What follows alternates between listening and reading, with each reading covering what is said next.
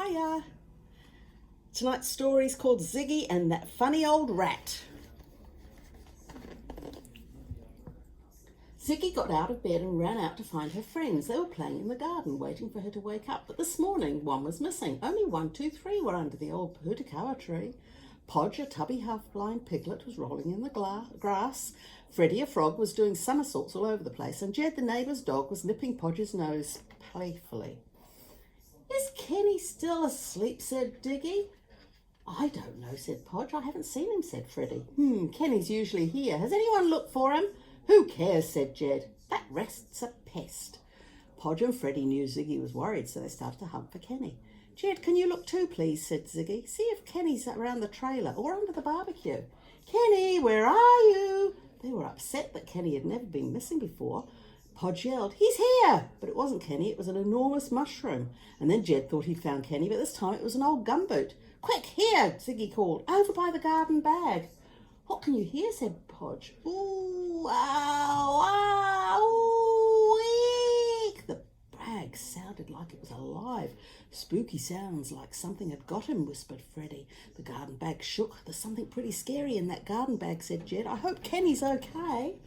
"We have to look inside," Podge said bravely. "I'll nibble a hole and crawl in. Jed, you and Ziggy can hold on to me and pull me out when I say."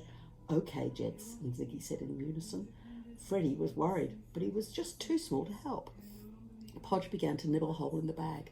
Then he squeezed his big puku in, and Jed held on to his tail as he disappeared. Podge started to giggle. "Pull me out and see what I found."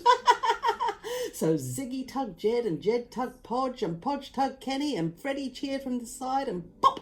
They all tumbled out. They stared at a squirming, helpless blob.